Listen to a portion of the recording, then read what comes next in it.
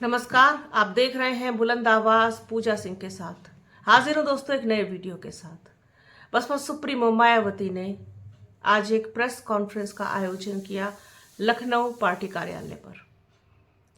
अभी हाल में ही परसों मान्यवर कांशीराम साहब की जयंती थी। उससे एक दिन पहले होली का त्यौहार था और इसके फौरन बाद ही बसपा सुप्रीमो मायावती की प्रेस कॉन्फ्रेंस हो जाती है। अपने आप में बेहद खास, बड़ी बात, बड़ी खबर। बसपा सुप्रीमो इस तरीके से यूं ही अचानक प्रेस कॉन्फ्रेंस नहीं बुलाती। कोई ना कोई वजह, बड़ी वजह होती है, तभी उनकी पीसी होती है। लेकिन पिछले कुछ समय से देखा जा रहा है कि वो लगातार पार्टी को लेकर के बहुत ज़्यादा सक्रिय हो गई है और वह चिंतित भी दिखाई दे रही हैं। जिस तरीके से उन्होंने अशोक सिद्धार्थ को बाहर निकाला पार्टी से, उसके बाद आकाश आनंद को पार्टी से बाहर कर दिया, इस तरीके के चौंकाने वाले फैसले भी वो ले रही हैं। और उनकी तरफ से जो बयान आता है या कोई टिप्पणी आती है या वो कुछ बात कहती हैं, तो वो यही कहती हैं कि पार्टी उनके लिए पहले है और बाकी सब चीज़ें बाद में। आज भी उन्होंने इसी तरीके की बात कही है कि किसी भी हालत में, किसी भी सूरत में मैं पार्टी को कमज़ोर नहीं होने दूंगी। परिवारवाद पर बात की है और दलितों के सम्मान की बात की है कि किस तरीके से उनको हक पहले नहीं दिया जाता था, लेकिन 2007 में जब बसपा की पूर्ण बहुमत की सरकार बनी तो उसके बाद दलित समाज का, पिछड़े समाज का, शोषित वंचित समाज का, आदिवासी समाज का स्तर काफ़ी बेहतर हुआ, काफ़ी सुधरा। क्या कुछ उन्होंने कहा है, तो दैनिक भास्कर की रिपोर्ट के हिसाब से चलिए आप लोगों के साथ शेयर करते हैं। बसपा प्रमुख मायावती ने एक बार फिर परिवारवाद पर खुलकर बात रखी। भतीजे आकाश को बिना नाम लिए चेतावनी दी। कहा, मेरे लिए रिश्ते नाते मायने नहीं रखते। रिश्ते नातों के चलते कभी पार्टी को कमजोर नहीं पड़ने दूंगी। मेरे भाई बहन और अन्य रिश्ते मेरे लिए सिर्फ बहुजन समाज का एक अंग है, इसके अलावा कुछ भी नहीं।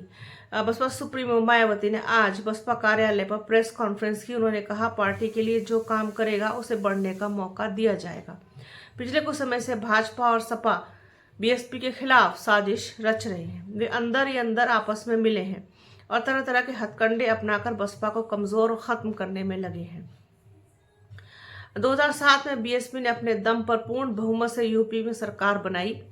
ये जातिवादी पार्टियों के गले के नीचे अभी तक नहीं उतर पाया है। इन जातिवादी पार्टियों ने बाबा साहेब भीमराव अंबेडकर के कारवां को कमजोर और खत्म करने का प्रयास किया था, लेकिन बाबा साहेब और कांशीराम साहब ने इनके मंसूबे पूरे नहीं होने दिए।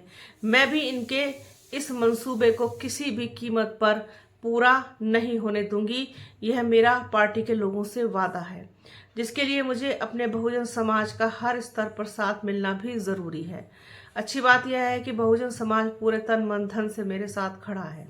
बसपा सरकार बनने से पहले यूपी में जातिवादी उच्च वर्ग के लोगों के सामने दलित ना चारपाई पर बैठते थे, न ही उनकी बराबरी की कुर्सी पर बैठने की हिम्मत होती थी। लेकिन जब से बसपा की सरकार बनी तब से काफी कुछ बदल गया है। अब दलित और उपेक्षित समाज के लोग उनके बराबर में चारपाई और कुर्सी पर सम्मान के साथ बैठते हैं। यही वास्तव में सामाजिक परिवर्तन है जो बीएसपी की सरकार ने लाया। लोग सामाजिक परिवर्तन की बहुत बातें करते हैं, लेकिन उसे धरातल पर कभी उतरने नहीं देते। यूपी में हमारे संतों, गुरुओं और महापुरुषों का सपना काफी हद तक साकार हुआ है, जिसकी पूरी देन मान्यवर कांशीराम को जाती है। समाज में परिवर्तन लाने का ये सभी प्रयास इतिहास के पन्ने में लिखा जाएगा। बसपा सरकार ने ही बहुजन समाज के लोगों को काफी हद तक अपने पैरों पर खड़ा किया। हमारे संतों, गुरुओं और महापुरुषों को विभिन्न स्थलों पर पूरा आदर और सम्मान दिया गया, जिसे वे लोग कभी नहीं भूल पाएंगे। देश प्रदेश की सभी जातिवादी पार्टियों के गले के नीचे अब ये सब नहीं उतर पाया है, इसलिए अब वे दलित और उपेक्षित वर्गों में से स्वार्थी किस्म के लोगों को आगे कर रहे हैं। उनके जरिए विभिन्न नामों पर अनेक छोटे छोटे संगठन और पार्टियां बनवाकर बसपा की ताकत को कमजोर करने में लगे हुए हैं। बसपा सुप्रीमो मायावती का यहाँ इशारा किसकी तरफ है, ये आप लोग समझ गए होंगे। इससे बहुजन समाज के लोगों को सचेत रहने की जरूरत है, यही समय की मांग भी है। पीएम मोदी समय समय पर जरूर अपनी गरीबी की बातें किया करते हैं, लेकिन उन्होंने दलित और उपेक्षित वर्गों की तरह कभी जातिवादी भेदभाव नहीं सहा होगा। यह सब हमारे संतों, गुरुओं और महापुरुषों ने समय समय पर सहा और झेला है। जिसे अभी भी उनके अनुयायी काफी हद तक झेल रहे हैं। इसलिए पार्टी के मिशनरी और परिपक्व लोगों से मेरी अपील है कि वे यह सभी जरूरी बातें अपने बच्चों और युवा पीढ़ी को जरूर बताते रहें। इस समय संसद सत्र चल रहा है जिसमें देश और आम जनहित के मुद्दों की बजाय अपने अपने स्वार्थ की राजनीति करने पर अधिक जोर दिया जा रहा है। ये चिंता की बात है। पिछले कुछ समय से वक्फ बोर्ड पर सत्ता और विपक्ष राजनीति कर रहे हैं, यह भी चिंता की बात है। अगर ये मामला समय रहते आम सहमति से सुलझा लिया जाता तो ज्यादा बेहतर होता। मेरी केंद्र सरकार से अपील है कि इस मामले में पुनर्विचार करें।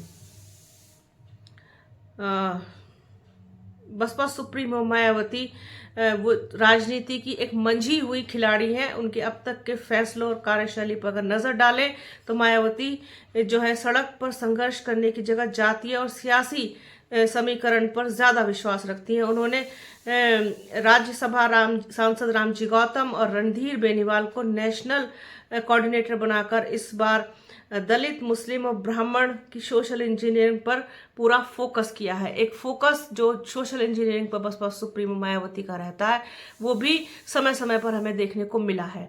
तो आपने देखा किस तरीके से बसपा सुप्रीमो मायावती ने संतों, महापुरुषों, गुरुओं के जो बहुत उनका एक त्याग, बलिदान और जो कुछ भी उन्होंने सहा वो सब कुछ, और जो उपेक्षा दलित समाज ने सही, उससे लेकर के प्रधानमंत्री नरेंद्र मोदी की कार्यशैली तक उन्होंने सब कुछ कह दिया।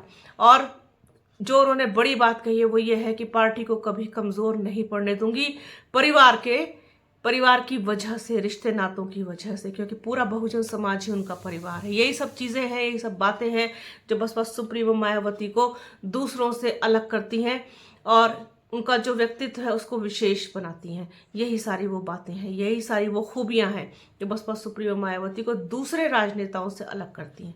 तो बसपा सुप्रीमो मायावती की ये पीसी बहुत अहम और बहुत खास इसलिए भी कि उन्होंने इस तरीके का जो बातें कही हैं और जिस तरीके से वो बदलाव करने की सोच रही हैं, और एक सपना उन्होंने अपनी आंखों में शायद कहीं ना कहीं बिठा लिया है कि अब बसपा की जो स्थिति है उसको और डाउन नहीं जाने देना है, उसमें सुधार करना है। तो ये उसकी तरफ इशारा है। बड़ी खबर थी, बड़ी चर्चा थी, बड़ी बात थी, सोचा अपने दर्शकों के साथ इसको शेयर करना तो बनता है। तो बने रहिए हमारे चैनल के साथ। हमारे चैनल को लाइक कीजिए, शेयर कीजिए, सब्सक्राइब कीजिए, बेल आइकन घंटी जैसी आकृति जरूर दबाइएगा जिससे कि आने वाले वीडियो का नोटिफिकेशन आपको मिल सके। वीडियो को प्लीज पूरा देखिएगा, ज्यादा से ज्यादा शेयर कीजिएगा। अपना और अपनों का बहुत ख्याल रखिए। जल्द मिलूंगी आपसे एक नए वीडियो में, एक नए मुद्दे के साथ, एक नई चर्चा में। तब तक के लिए जय हिंद।